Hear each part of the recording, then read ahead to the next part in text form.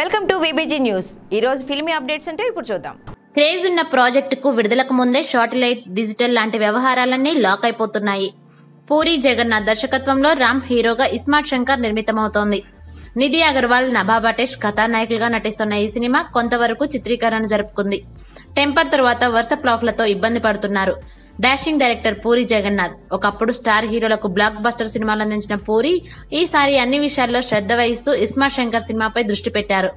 నేను శైలజ సినిమా తర్వాత energetic hero Ram కి కూడా ఏ సినిమా కలిసి రాలేదు. దాంతో వీరిద్దరి కాంబినేషన్ లో వచ్చే ఇస్మార్ట్ శంకర్ మంచి హిట్ కావాలనే కసి మీద ఉన్నారు. తాజాగా ఈ సినిమా శాటిలైట్ రైట్స్ కోసం కొన్ని టీవీ ఛానల్స్ వారు మేకర్స్ ను సంప్రదించారట.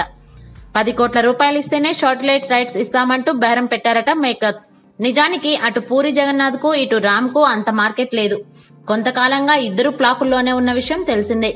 ఇలాంటి టైంలో ఇస్మార్ట్ శంకర్ కు ఇంత రేటు చెప్పి బెదరగొట్టడం ఏంటని కామెంట్స్ చేస్తున్నాయి channels.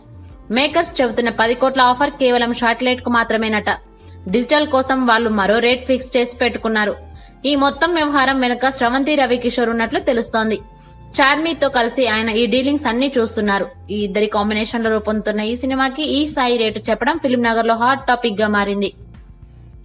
For more filmy updates keep watching VBG news.